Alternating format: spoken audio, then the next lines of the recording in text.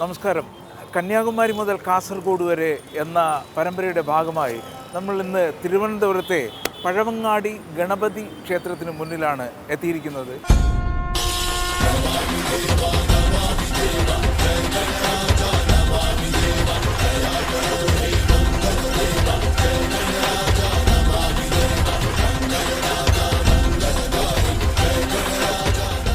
ഈ ഗണപതി കോവിൽ സ്ഥിതി ചെയ്യുന്നത് ട്രിവാൻഡ്രം റെയിൽവേ സ്റ്റേഷനിൽ നിന്നും ട്രിവാൻഡ്രം ബസ് സ്റ്റാൻഡിനും വളരെ അടുത്താണ്. നമ്മൾ ട്രിവാൻഡ്രം റെയിൽവേ സ്റ്റേഷനിലും ബസ് സ്റ്റാൻഡിലും ഇറങ്ങിക്കഴിഞ്ഞാൽ ഒരു ഓട്ടോ പിടിച്ചാൽ മിനിമം ചാർജാണ്, ഇല്ലെങ്കിൽ നടന്ന ഒരു 10 മിനിറ്റ് കൊണ്ട് നമുക്കിവിടെ എത്താൻ പറ്റും. മറ്റൊരു പ്രത്യേകത എന്ന് പറയുന്നത് ഇതിൻ്റെ തൊട്ടടുത്താണ് ശ്രീ പത്മനാഭ സ്വാമി ക്ഷേത്രം. മാത്രവുമല്ല, സ്ത്രീകളുടെ ശബരിമല എന്ന് പറയുന്നത് ആറ്റുകാൽ അമ്പലവും ഇതിൻ്റെ തൊട്ടടുത്താണ്, വളരെ അടുത്താണ്. ഇതിന് കുറച്ച് മുമ്പോട്ട് പോയി കഴിഞ്ഞാൽ ആറ്റുകാൽ അമ്പലവും കാണാൻ കഴിയും.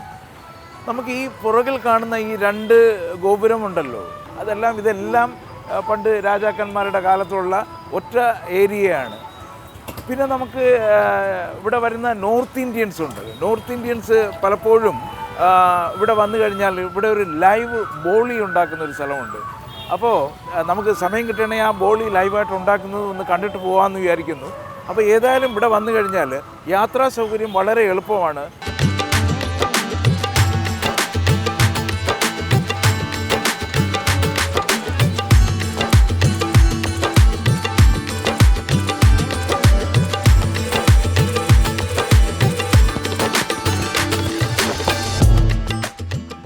തിരുവനന്തപുരത്തുകാരുടെ ഒരു വികാരമാണ് ബോളി എന്ന് പറയുന്നത്. അത് ഓണത്തിനൊക്കെ ഉണ്ടല്ലോ, നമുക്ക് ഈ ബോളി ഇവിടെ ഇതൊരു ബോളിക്കടയാണ്.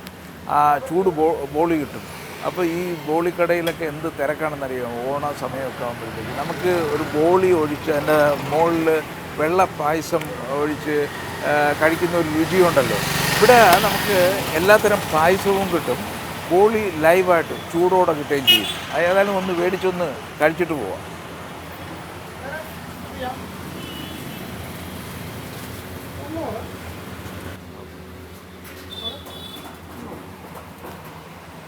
നല്ല ചൂട് പൊളിയാണ്. നല്ല അതിൻ്റെ പുറത്ത് നെയ്യൊക്കെ ഒഴിച്ചിട്ടേ വെച്ചിരിക്കുക. നമുക്ക് ഇതിപ്പോൾ അത്ര ചൂടാണ്. ഇപ്പോൾ ലൈവായിട്ട് ഉണ്ടാക്കിയാണ് അവർ ഉണ്ടാക്കിയ ബോളി. ചൂടോടെ വന്നു കഴിഞ്ഞാൽ ഇവിടെ നമുക്ക് മേടിച്ച് കഴിക്കാം. 20 രൂപയാണ്. നല്ല ചൂടാണ്, നല്ല ബോളിയാണ്. കാരണം തണുത്ത് പോകുമ്പോഴത്തേക്ക് ഇത്രയും രുചി കിട്ടത്തില്ല. അപ്പോൾ ഇവിടെ വന്നു കഴിഞ്ഞാൽ നമുക്ക് ചൂടോടെ നമുക്ക് കാണാം ഉണ്ടാക്കി അപ്പോഴത്തന്നെ തരുന്നതാണ്. മേടിച്ച് ബോളി കഴിക്കാം.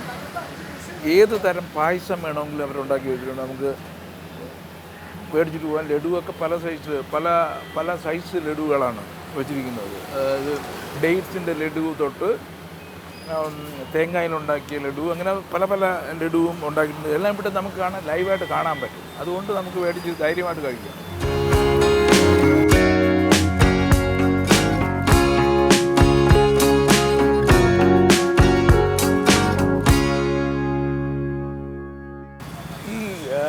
ഗണപതി കോവിലിൻ്റെ തൊട്ട് ബാക്കിലോട്ട് നമ്മളിപ്പോൾ ബോളി വാങ്ങാൻ വന്നില്ലേ, അപ്പോൾ അതിൻ്റെ ഇപ്പുറത്ത് ഒരു സ്ട്രീറ്റുണ്ട്. ഈ സ്ട്രീറ്റ് എന്ന് പറഞ്ഞാൽ നമുക്ക് വളരെ വില കുറച്ച് സാധനങ്ങൾ കിട്ടുന്ന ഒരു ഏരിയയാണ്. തുണിത്തരങ്ങളെല്ലാം വളരെ വിലക്കുറവെന്നാണ് പറയുന്നത്. ഈ തൊട്ടിപ്പുറത്തുള്ള സ്ട്രീറ്റാണ് ഗണപതി കോവിലിൻ്റെ തൊട്ട് ബാക്കിലുള്ള സ്ട്രീറ്റാണ്. ഞങ്ങൾ ഗണപതി കോവിലിൻ്റെ ഈ സൈഡിൽ കൂടെ നടന്നു വന്ന മറ്റൊരു കാഴ്ച കണ്ടു. ശ്രീ ഗോപാലകൃഷ്ണ സ്വാമി ഭജനമഠം. അവിടെ വന്നപ്പോൾ കാണാൻ കഴിഞ്ഞത് ഈ പായസം ആൾക്കാർക്ക് ഫ്രീ ആയിട്ട് കൊടുക്കുകയാണ്, ഇതിലെ പോകുന്നവർക്കെല്ലാം. അതിൻ്റെ തിരക്കാണ് ഈ കാണുന്നത്. അപ്പോൾ ഞാൻ ചോദിച്ചു അതെങ്ങനെയാണെന്ന്. അപ്പോൾ ആൾക്കാർ നേരത്തെ നേർച്ച നേരും എന്തെങ്കിലും ചെയ്യുമ്പോൾ അത് വാങ്ങാനുള്ള ആൾ വന്നില്ലെങ്കിൽ അതെല്ലാം ഇവിടെ വരുന്നവർക്ക് ഡെയിലി കൊടുത്തുകൊണ്ടിരിക്കുമെന്നുള്ളതാണ്. നല്ല പായസമാണ്. എല്ലാവരും കുടിച്ചിട്ട് നല്ലതെന്ന് പറയുന്നു. നല്ല തിരക്കുമാണ്. ഇത് മിക്കവാറും എല്ലാ ദിവസവും ഇവിടെ ഉള്ളതാണ്. 1 കപ്പ് പായസം ഫ്രീ ആയിട്ട് കൊടുക്കും.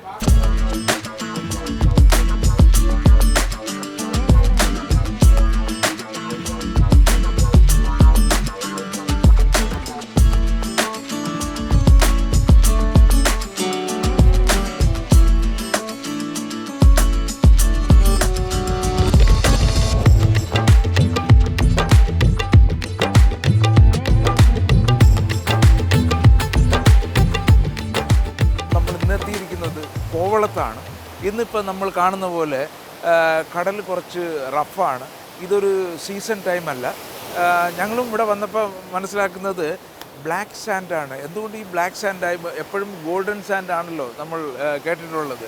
ഒക്ടോബർ, നവംബർ, ഡിസംബർ, ജാനുവരിയൊക്കെയാണ് ഏറ്റവും നല്ല സീസണുകൾ എന്ന് പറയുന്നത്. ആ സമയത്ത് വരുമ്പോൾ ഇവിടെ എല്ലാം ഫുൾ ആൾക്കാരായിരിക്കും. ഇപ്പോൾ കുറച്ച് ഓഫ് സീസണാണ്, അതുകൊണ്ടാണ്. എന്നിരുന്നാൽ തന്നെയും നമുക്ക് എപ്പോഴും വേണോ വരാമല്ലോ. നമ്മൾ മലയാളികൾ എപ്പോഴും വേണോ നമുക്കിവിടെ വന്നു കഴിഞ്ഞാൽ ഇത് ലൈറ്റ് ഹൗസ് ബീച്ചിൻ്റെ അവിടെ അതിമനോഹരമാണ്. അതിൻ്റെ മുകളിലൊക്കെ കയറി നിന്ന് നോക്കിക്കഴിഞ്ഞാൽ വ്യൂ അതിമനോഹരമാണ്. പക്ഷേ ഇവിടുത്തെ സീസൺ എന്ന് പറയുന്നത് ഒക്ടോബർ, നവംബർ, ഡിസംബർ, ജാനുവരിയാണ്. എന്നിരുന്നാലും ഇവിടെ വന്നു കഴിഞ്ഞാൽ ഈ കോവളം എന്ന് പറയുന്നത് ലോകത്തിലെ തന്നെ ഭൂപടത്തിൽ ഒരു ഹോളിഡേ ഡെസ്റ്റിനേഷൻ എടുത്തു കഴിഞ്ഞാൽ കോവളം ഉണ്ട് എന്നുള്ളതാണ്. ലോകത്തിലെ ഏറ്റവും 10 നല്ല ബീച്ചുകൾ എടുത്തു കഴിഞ്ഞാൽ അത് കോവളം ബീച്ച് ഡെഫിനറ്റായിട്ട് ഉണ്ട്. അതുകൊണ്ട് ഒരു മസ്റ്റ് വിസിറ്റ് പ്ലേസാണ് കോവളം.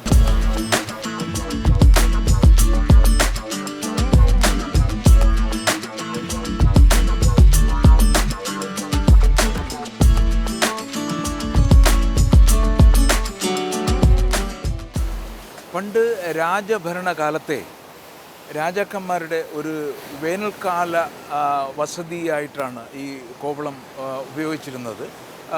ആ സമയത്ത് തന്നെ ബ്രിട്ടീഷ് വൈസ്രോയിസിനെയും മറ്റും ഇവിടെ കൊണ്ടുവന്ന് എൻ്റർടൈൻമെൻറ്റൊക്കെ ചെയ്യുന്ന സ്ഥലങ്ങൾ കൂടിയാണ്. അങ്ങനെയാണ് ഒരുപക്ഷെ വിദേശികൾക്കിടയിൽ ഈ കോവളം അത്രയും പോപ്പുലർ ആവുകയും അതിനുശേഷം ഇവിടെ ഹോളിഡേക്ക് വരുന്ന ആൾക്കാരുടെ, വിദേശത്തു നിന്ന് ഹോളിഡേക്ക് വരുന്ന ആൾക്കാരുടെ എണ്ണം കൂടിയതായും എന്നും പറയപ്പെടുന്നുണ്ട്. എന്നിരുന്നാലും നമുക്ക് ഇവിടെ വന്നാൽ തന്നെ മനസ്സിലാകും മറ്റ് പല തീരങ്ങളിൽ പോകുന്നതിനേക്കാളും എന്തുകൊണ്ടും വളരെ വ്യത്യസ്തമായി. നമുക്ക് ഇവിടെ നോക്കിയാൽ തന്നെ കുറേ പാറക്കെട്ടുകളും വ്യത്യാസമായിട്ടുണ്ട്. ഇവിടെ നോക്കിക്കഴിഞ്ഞാൽ നമുക്ക് ലൈറ്റ് ഹൗസ് ഉണ്ട്. ഇവിടെ ഇപ്പോൾ സീ റഫ് ഇവിടെ എഴുതി തന്നെ വെച്ചിട്ടുണ്ട്. സ്വിമ്മിങ് ഒക്കെ പ്രൊഹിബിറ്റഡ് ആണെന്ന് എഴുതി വെച്ചിട്ടുണ്ട്. സീ ഇന്ന് വളരെ റഫായതുകൊണ്ട്, ഈ അടുത്ത സമയത്ത് റഫായതുകൊണ്ട് നമുക്ക് സ്വിം ചെയ്യാനും ഇറങ്ങിയിരിക്കാനും ഒന്നും കഴിയുന്നില്ല എന്നുള്ളതേ ഉള്ളൂ. അല്ലെങ്കിൽ തന്നെയും നമുക്ക് കുറച്ച് അപ്പർ സൈഡിലേക്ക് പോയി കഴിഞ്ഞാൽ കുറേ സ്പേസ് കിട്ടുകയും ചെയ്യും. അതുകൊണ്ട് ഏതെല്ലാം കടൽ തീരങ്ങളിൽ പോയിട്ടുണ്ടെങ്കിലും കോവളം കടൽ തീരം എന്ന് പറയുന്നത് ഒരു മസ്റ്റ് വിസിറ്റ് പ്ലേസാണ്.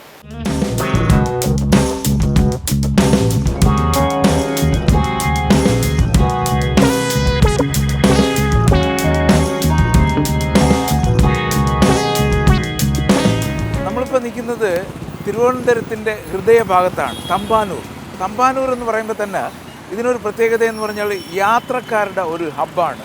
ഇത് പുറകിൽ കാണുന്നതാണ് തിരുവനന്തപുരം റെയിൽവേ സ്റ്റേഷൻ. തിരുവനന്തപുരത്തുകാർ പറയുന്നത് തമ്പാനൂർ സ്റ്റേഷൻ തന്നെയാണ് ഇപ്പോഴും പറയുന്നത്. ഇതിൻ്റെ തൊട്ടടുത്താണ് KSRTC ബസ് സ്റ്റാൻഡ്. അപ്പോൾ ഏറ്റവും സൗകര്യം എന്ന് പറയുന്നത് ബസ്സിൽ വന്നു കഴിഞ്ഞാൽ ട്രെയിനിലേക്ക് പോകാനും ട്രെയിനിൽ വന്നു കഴിഞ്ഞാൽ ബസ്സിലേക്ക് പോകാനുമുള്ള ഏറ്റവും നല്ല സൗകര്യമുള്ള ഒരു സ്ഥലം കൂടിയാണ് തമ്പാനൂർ റെയിൽവേ സ്റ്റേഷൻ. ഈ തിരുവനന്തപുരം റെയിൽവേ സ്റ്റേഷൻ നോക്കിക്കഴിഞ്ഞാൽ നമുക്ക് മനസ്സിലാകും ഒരു ചരിത്ര സ്മാരകത്തിൻ്റെ ഭംഗിയാണുള്ളത്. നമുക്ക് പല റെയിൽവേ സ്റ്റേഷനും അങ്ങനെ കാണാൻ സാധിക്കും. ഒരുപക്ഷെ ബോംബെ റെയിൽവേ സ്റ്റേഷൻ നമ്മൾ നോക്കിക്കഴിഞ്ഞാൽ മറ്റൊരു ചരിത്ര സ്മാരകം പോലെ തന്നെ തോന്നുന്നു. അത്രയും ഭംഗിയുള്ള അതിവിശാലമായ ഒരു റെയിൽവേ സ്റ്റേഷനാണ് തിരുവനന്തപുരം റെയിൽവേ സ്റ്റേഷൻ. മറ്റൊരു സൗകര്യം എന്ന് പറയുന്നത് തിരുവനന്തപുരത്ത് ഈ റെയിൽവേ സ്റ്റേഷനിൻ്റെ തൊട്ടടുത്ത് തന്നെ ഈ മൾട്ടി സ്റ്റോറി കാർ പാർക്കിംഗ് സൗകര്യം ഇവിടുത്തെ മുനിസിപ്പാലിറ്റി ഒരുക്കിയിട്ടുണ്ട്. അതുകൂടാതെ തന്നെ റെയിൽവേയുടെ തന്നെ പാർക്കിംഗ് ഉണ്ട്. അതുകൂടാതെ KSRTCയുടെ ബസ് സ്റ്റാൻഡിൻ്റെ അടിയിൽ ധാരാളം പാർക്കിംഗ് ഉണ്ട്. ഇവിടെ ഇതിൻ്റെ സൗകര്യം എന്ന് പറഞ്ഞു കഴിഞ്ഞാൽ കാറ് കൊണ്ടുവന്നിട്ട് ഇവിടെ ആഴ്ചകളോളം ഇട്ടിട്ട് പോകുന്നവരുണ്ടെന്നാണ് പറയുന്നത്. അതിൻ്റെ പേയ്മെൻറ്റ് കൊടുത്താൽ മതി. അപ്പോൾ അതിനുള്ള സൗകര്യം ഈ ഏരിയയിൽ ഒരുക്കിയിട്ടുണ്ടെന്ന് പറഞ്ഞാൽ അത് വളരെ സുഖകരമായ ഒരു കാര്യമാണ്. നമ്മളൊരു യാത്രയ്ക്ക് പോകുമ്പോൾ കാറിൽ വന്നു കഴിഞ്ഞാൽ നമുക്കിവിടെ ഇട്ടിട്ട് ഒരാഴ്ചത്തേക്കോ അങ്ങനെ പോകാനുള്ള സൗകര്യവും ഈ തമ്പാനൂർ അഥവാ ട്രിവാൻഡ്രം റെയിൽവേ സ്റ്റേഷൻ്റെ ഫ്രണ്ടിലുണ്ട്.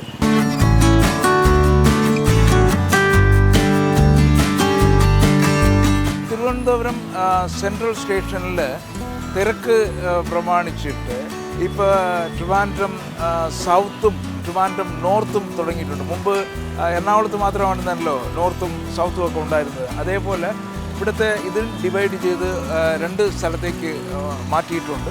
ട്രിവാൻഡ്രം സെൻട്രൽ ഉണ്ട്, ട്രിവാൻഡ്രം സൗത്ത് ഉണ്ട്, ട്രിവാൻഡ്രം നോർത്ത് ഉണ്ട്.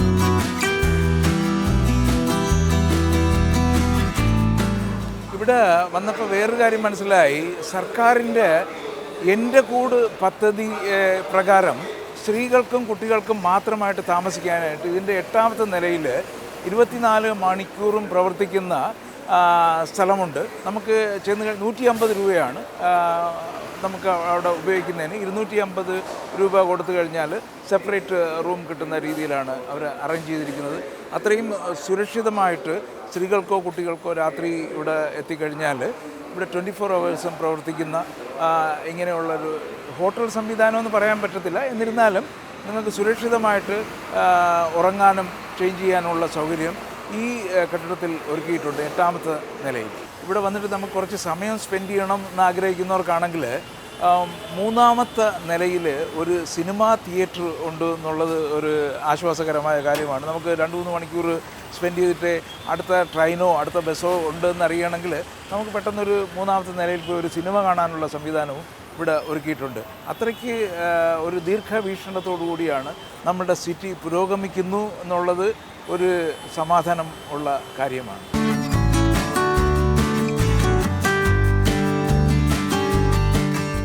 നമ്മളിപ്പോൾ പാളയത്താണ് നിൽക്കുന്നത്. ഈ പാളയത്തിൻ്റെ പ്രത്യേകത എന്ന് പറഞ്ഞു കഴിഞ്ഞാൽ നമുക്കൊരു ചർച്ചും മോസ്കും അമ്പലവും എല്ലാം ഒറ്റ ഫ്രെയിമിൽ കിട്ടും എന്നുള്ളതാണ്. ഇത് കാലാകാലങ്ങളായി ഇവിടുത്തെ മത സൗഹാർദ്ദത്തെ ഓർമ്മിപ്പിക്കുന്ന ഒരു സ്ഥലം കൂടിയാണ് ഈ പാളയം എന്ന് പറയുന്നത്. മാത്രമല്ല പാളയത്ത് മാർക്കറ്റുകളുണ്ട്. ഇത് തൊട്ടിപ്പുറത്ത് തന്നെയാണ്. ഇപ്പോഴല്ലേ നമുക്ക് വലിയ വലിയ മോളുകളൊക്കെ വന്നത്. അതിന് മുമ്പേ ഇവിടെ മോളിൻ്റെ സംവിധാനമുള്ള ഒരു ഷോപ്പിംഗ് മോള് ഇതിൻ്റെ തൊട്ടടുത്ത് തന്നെയാണ് ഉള്ളത്. വളരെ പുരാതനമായിട്ടുള്ള ഒരു ഷോപ്പിംഗ് മോളും ഇതിൻ്റെ തൊട്ടടുത്തുണ്ട്.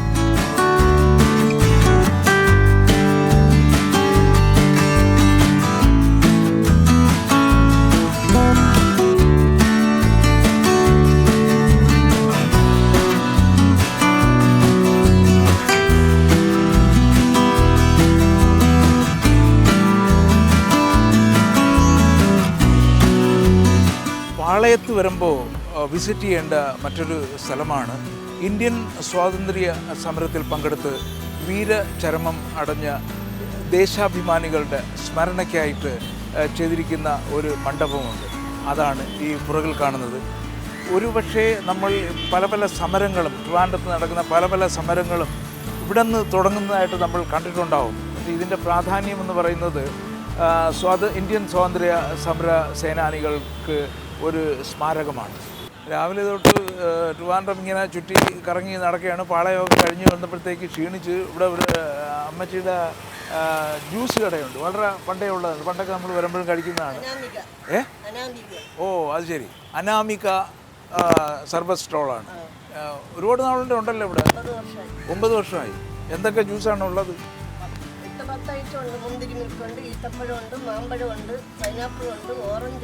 ഓ എല്ലാം ഫ്രഷ് ആയിട്ടുള്ളതാണ്. ഓക്കെ. ഓ എല്ലാം കൊടുക്കും. നമുക്കൊരു ഓറഞ്ചിൻ്റെ ഒരു ജ്യൂസ് ഒന്ന് എടുക്കാം. ഒരു ഓറഞ്ച് ജ്യൂസ് എടുക്കാം. ഫ്രഷാണ്. Fresh orange juice. അതെന്താണ്? കസ്കസ്. ഓക്കെ. നമ്മൾ ഐസ് ഇടും. എന്താണത്? വീച്ചി കാട്ടണ നറുമണ്ടി. ഓക്കെ.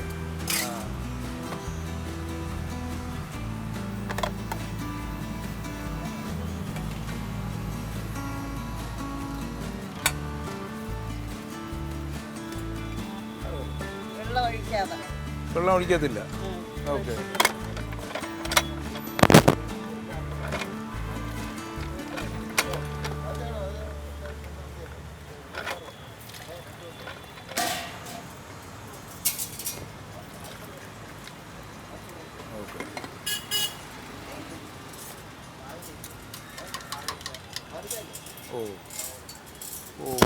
വെള്ളമൊന്നും ചേർക്കാതെ ജസ്റ്റ് ജ്യൂസ് മാത്രമായിട്ട് തന്നിരിക്കുകയാണ്. ഇതിന് എത്രയാണ് ചാർജ് ചെയ്യുന്നത്? 80 രൂപയാണ്. 80 രൂപ കൊടുത്താൽ നമുക്ക് ഫ്രഷ് ജ്യൂസ് മേടിച്ച് കഴിക്കാം. ഇവിടെ വന്നു കഴിഞ്ഞാൽ നമ്മൾ പാളയത്ത് വന്ന് ഇങ്ങനെ സൈഡിൽ അകത്തോട്ട് കയറിയാൽ മതി. അമ്മയുടെ കൈ കൊണ്ടുണ്ടാക്കി തരുന്ന ജ്യൂസാണ്.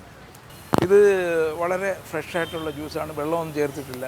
ഏതായാലും നമുക്കൊന്ന് ഇവിടെ വന്നു കഴിഞ്ഞാൽ തൊട്ട് ബാക്കിൽ കാണുന്നതാണ് ചന്ദ്രശേഖരൻ നായർ സ്റ്റേഡിയം. അതും കണ്ടുകൊണ്ട് നിന്നിട്ട് നമുക്ക് ഫ്രഷായിട്ടൊരു ജ്യൂസ് കുടിക്കാം. ഏതായാലും ജ്യൂസ് വളരെ നന്നായിരുന്നു. അടുത്ത തവണ വരുമ്പോൾ വീണ്ടും വരാം കേട്ടോ. Okay okay, thank you.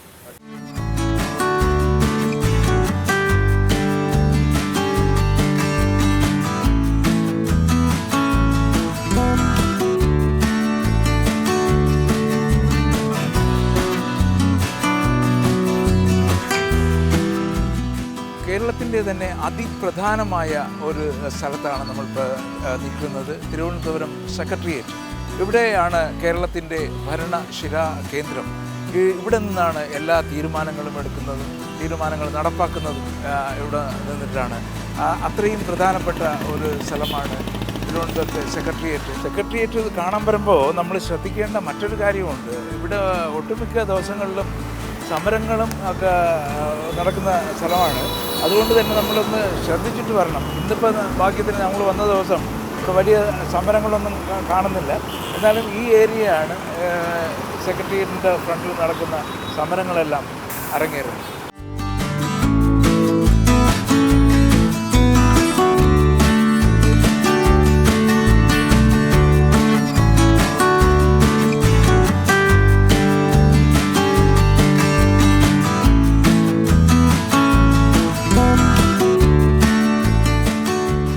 Thampanoor railway സ്റ്റേഷനിൽ നിന്ന് മുകളിലോട്ട് വന്നു കഴിഞ്ഞാൽ ഓവർ ബ്രിഡ്ജിൽ വരും. ഓവർ ബ്രിഡ്ജിൽ നിന്ന് വന്ന് റൈറ്റിലേക്ക് തിരിഞ്ഞു കഴിഞ്ഞാലാണ് ഇവിടുത്തെ ഷോപ്പിംഗ് ഏരിയയാണ്, കംപ്ലീറ്റ് ഷോപ്പിംഗ് ഏരിയ. നമ്മൾ ലണ്ടനിലേക്ക് ഓക്സ്ഫോർഡ് സ്ട്രീറ്റ് എന്ന് പറയുന്ന കണക്കുള്ള എല്ലാ തരം ഷോപ്പിങ്ങുകൾക്കും പറ്റിയ ഒരു ഏരിയയാണ്. ഇവിടുന്ന് അങ്ങറ്റം വരെ സെക്രട്ടേറിയറ്റിൻ്റെ അവിടം വരെ നീണ്ടു കിടക്കുകയാണ്. അപ്പോൾ ഈ ഏരിയയാണ് ആൾക്കാർ വന്നിട്ട് വിദേശത്ത് നിന്ന് വരുന്നവരെല്ലാം ഷോപ്പിങ്ങിനും, സ്വദേശത്തുള്ളവരും ഉണ്ട്. ഞാൻ പറഞ്ഞ വിദേശത്ത് നിന്ന് വരുന്നത് പ്രത്യേകിച്ച് വലിയ വലിയ ഷോപ്പിംഗ് നടത്താൻ വരുന്ന സ്ഥലം കൂടിയാണ് ഈ ഏരിയ. റെയിൽവേ സ്റ്റേഷന് മുകളിലോട്ട് വന്ന് ഓവർ ബ്രിഡ്ജിന് റൈറ്റ് എടുക്കുക.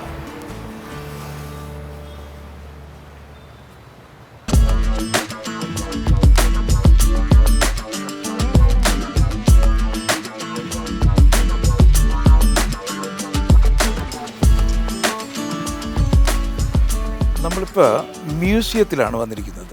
മ്യൂസിയം എന്ന് പറയുന്നത് ഒരു മസ്റ്റ് വിസിറ്റ് ഏരിയയാണ്. അപ്പോൾ ഇതിൻ്റെ പ്രത്യേകത എന്ന് പറഞ്ഞു കഴിഞ്ഞാൽ ഇവിടെ നേപ്പിയർ മ്യൂസിയമുണ്ട്, മറ്റേ നാച്ചുറൽ മ്യൂസിയമുണ്ട്, സ്നേക്ക് പാർക്കുണ്ട്, സൂ ഉണ്ട്. അപ്പോൾ ഇവിടെ വന്നു കഴിഞ്ഞാൽ നമുക്ക് ഒരു ദിവസം ഫാമിലിയായിട്ട് വന്നു കഴിഞ്ഞാൽ ഹോൾ ഡേ, സൂവിലൊക്കെ ആണെങ്കിൽ നമുക്ക് സൂ മാത്രം നമുക്കൊരു ദിവസം സ്പെൻഡ് ചെയ്യാനുള്ള കാര്യങ്ങളുണ്ട്. നേപ്പിയർ മ്യൂസിയം എന്ന് പറയുന്നത് മുമ്പ് രാജാക്കന്മാരുടെ വേനൽക്കാല അവധി സ്പെൻഡ് ചെയ്യുന്ന സ്ഥലമായിരുന്നു. ഇപ്പോൾ അതൊരു മ്യൂസിയമായിട്ട് സൂക്ഷിക്കുന്നു എന്ന് പറയുമ്പോൾ പണ്ടുണ്ടായിരുന്ന പുരാവസ്തുക്കളെല്ലാം അവിടെ സൂക്ഷിച്ചിരിക്കുകയാണ്. രാജാക്കന്മാരന്ന് ഉപയോഗിച്ചിരുന്ന സാധനങ്ങളെല്ലാം അവിടെ ഇതിനകത്ത് സൂക്ഷിച്ചിട്ടുണ്ട്. അപ്പോൾ ഇത് 3 സെപ്പറേറ്റ് ആയിട്ടാണ്. അപ്പോൾ നേപ്പിയർ മ്യൂസിയത്തിന് കയറുന്നതിന് ഒരു എൻട്രി ഫീ ഉണ്ട്. ഇതെല്ലാം നമ്മൾ അറിഞ്ഞിരിക്കേണ്ടത് തിങ്കളാഴ്ച അവധിയാണ് ഇവിടെ എല്ലാത്തിനും. നമ്മൾ തിങ്കളാഴ്ച നോക്കിയിട്ട് വരണം, ഇവിടെ വന്നിട്ട് കാര്യമില്ല. ബാക്കി നാച്ചുറൽ മ്യൂസിയത്തിന് വേറെ ടിക്കറ്റ് എടുക്കണം, സൂവിന് വേറെ ടിക്കറ്റ് എടുത്തിട്ട് നമുക്ക് ഒരു ദിവസം സ്പെൻഡ് ചെയ്യാൻ പറ്റും. ഇവിടുത്തെ സ്നേക്ക് പാർക്കിൽ വന്ന് അനക്കോണ്ട തുടങ്ങിയ അത്രയും വലിയ സ്നേക്കുകളെയൊക്കെ കാണാൻ കഴിയും. മാത്രമല്ല ഈ ഏരിയ എന്ന് പറയുന്നത് തിരുവനന്തപുരത്തെ ആൾക്കാർ അവരുടെ ആരോഗ്യ സംരക്ഷണത്തിന് വേണ്ടി ഉപയോഗിക്കുന്നത് തന്നെ പറയാം. ഇപ്പോൾ രാവിലെ വന്നു കഴിഞ്ഞാലും വൈകുന്നേരം വന്നു കഴിഞ്ഞാലും ഇവിടെ നമുക്ക് ധാരാളം ആൾക്കാർ എക്സസൈസ് ചെയ്യുന്ന കാണും. നടക്കാൻ പോകുന്നതും കുടുംബമായിട്ട് വന്ന് നടക്കുന്നതും ഈവനിങ്ങിൽ വന്ന് ഇരിക്കുന്നതും. നമ്മളിപ്പോൾ ഈ നിൽക്കുന്ന സ്ഥലം എന്ന് പറഞ്ഞാൽ വൈകുന്നേരം ആകുമ്പോൾ ശരിക്കും അങ്ങ് ലൈവ്ലി ആവും. ഇതിൻ്റെ പ്രത്യേകത എന്ന് പറഞ്ഞു കഴിഞ്ഞാൽ ഇത് റേഡിയോ കേൾക്കുന്ന സ്ഥലമാണ്. ഇവിടെ വന്നു കഴിഞ്ഞാൽ നമുക്ക് റേഡിയോയിലെ ന്യൂസുകൾ കേൾക്കാനായിട്ട് ഇപ്പോഴും ആൾക്കാർ ഇവിടെ റെഗുലറായിട്ട് വരുന്നു എന്നുള്ളതാണ് ഈ ഏരിയയുടെ പ്രത്യേകത.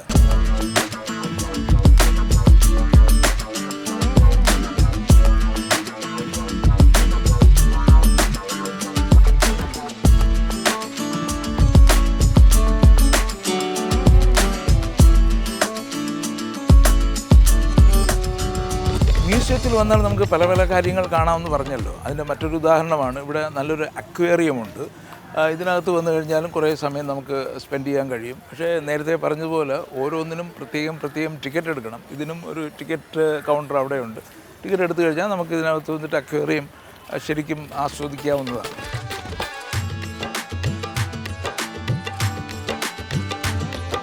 ഇവിടെ വന്നു കഴിഞ്ഞാൽ മറ്റൊരു അട്രാക്ഷനാണ് നാച്ചുറൽ ഹിസ്റ്ററി മ്യൂസിയം എന്ന് പറയുന്നത്. ഇതിനകത്തോട്ട് പോയി കഴിഞ്ഞാൽ നാച്ചുറൽ ഹിസ്റ്ററി മ്യൂസിയം നമുക്ക് കാണാൻ കഴിയും. അത് നേരത്തെ പറഞ്ഞതുപോലെ നമുക്ക് ഒരു ദിവസം പോരാ, ഒരു പക്ഷേ നമുക്ക് ഈ ഒരു ഏരിയ എക്സ്പ്ലോർ ചെയ്യണമെങ്കിലെന്നാണ് എനിക്ക് ഇപ്പം മനസ്സിലാവുന്നത്.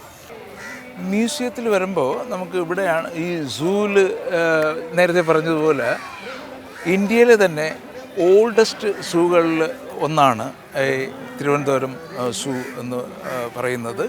ഇവിടുത്തെ പ്രത്യേകത എന്ന് പറഞ്ഞാൽ ആനിമൽസിനെയെല്ലാം വളരെ നാച്ചുറലായിട്ട് വിട്ടിരിക്കുന്ന സ്ഥലം കൂടിയാണ് ഈ സൂ എന്ന് പറയുമ്പോൾ. അപ്പോൾ അവർക്കൊരു കാടിൻ്റെ പ്രതീതി ഉളവാക്കിക്കൊണ്ട് തന്നെയാണ് ഇവിടെ ഈ സൂ സജ്ജീകരിച്ചിരിക്കുന്നത്. അത് മാത്രമല്ല, നമുക്ക് ഈ പുറകിൽ കാണുന്ന പോലെ എപ്പോഴും വന്നാലും തിരക്കാണ്. അത് തന്നെ നമ്മൾ എന്താണ് പറയുന്നത്, അത്രയും ഇൻട്രസ്റ്റിംഗ് ആയിട്ടുള്ള സ്ഥലമാണെന്ന്. വൺ ഓഫ് ദി ഓൾഡസ്റ്റ് സൂ ഇന്ത്യയുടെ സൂ ആണെങ്കിൽ പോലും ഇപ്പോഴും അതിൻ്റെ പൊലിമ നഷ്ടപ്പെടാതെ സൂക്ഷിക്കുന്നതുകൊണ്ടാണല്ലോ ഇത്രയും ആൾക്കാർ എല്ലാ ദിവസവും ഇവിടെ വന്നു പോകുന്നത്. അതുകൊണ്ട് ട്രിവാൻഡ്രത്ത് വരുമ്പോൾ ഒരു മസ്റ്റ് വിസിറ്റ് പ്ലേസാണ് ട്രിവാൻഡ്രം സൂ. ഈ മ്യൂസിയത്തിൽ നിന്ന് ഞങ്ങൾ ഇനി പോകുന്നത് മാനവീയം വീഥി എന്ന സ്ഥലത്തേക്കാണ്. സ്മാർട്ട് സിറ്റിയുടെ ഭാഗമായിട്ട് ഇപ്പോൾ അത് മാനവീയം വീഥി ഡെവലപ്പ് ചെയ്തിട്ടുണ്ട്. അതിപ്പോൾ തിരുവനന്തപുരത്തുകാരുടെ ഒരു നൈറ്റ് ലൈഫിൻ്റെ ഭാഗമാക്കി കൊണ്ടുവരികയാണ്. ഏതായാലും രാത്രി വരെ നിൽക്കുന്നില്ലെങ്കിലും ആ സ്ഥലം ഒന്ന് നമുക്ക് കണ്ടിട്ട് പോകാം. അതുകൂടാതെ ഇവിടെ നിന്ന് ജസ്റ്റ് വാക്കിംഗ് ഡിസ്റ്റൻസാണ്. മാത്രവുമല്ല, കനകക്കുന്ന് കൊട്ടാരവും ഇവിടെ തൊട്ടപ്പുറത്താണ്. നടന്ന് കയറാവുന്നതേ ഉള്ളൂ. അവിടെയും പോയി ഒന്ന് കറങ്ങാവുന്നതാണ്. ഞങ്ങൾ തിരുവനന്തപുരത്തെക്കുറിച്ചിട്ട് ഒരുപാട് പറഞ്ഞു എന്നുകൊണ്ടാണ് ഞാൻ വിചാരിക്കുന്നത്. അതുകൊണ്ട് ഞങ്ങൾക്ക് ഏതായാലും കാസർഗോഡ് വരെ പോവേണ്ടതല്ലേ, അതുകൊണ്ട് പെട്ടെന്നൊന്ന് പറഞ്ഞിട്ട് മാനവീയം വീതിയിൽ പോയിട്ട് നമുക്ക് അടുത്ത സ്ഥലത്തേക്ക് പോകാം. ഞങ്ങൾ മ്യൂസിയത്തിൽ നിന്ന് ഇറങ്ങിയപ്പോൾ മറ്റൊരു അട്രാക്ഷൻ കണ്ടതാണ് ശ്രീനാരായണ ഗുരു പാർക്ക്. ഇത് മുമ്പില്ലായിരുന്നു, അടുത്ത സമയത്ത് അങ്ങോട്ട് വന്നതാണ്. ഏതായാലും അത് പുതുതായിട്ട് വന്നതായതുകൊണ്ട് നമുക്ക് ഏതായാലും ഒന്ന് അകത്തേക്ക് കയറിയിട്ട് പോകാം.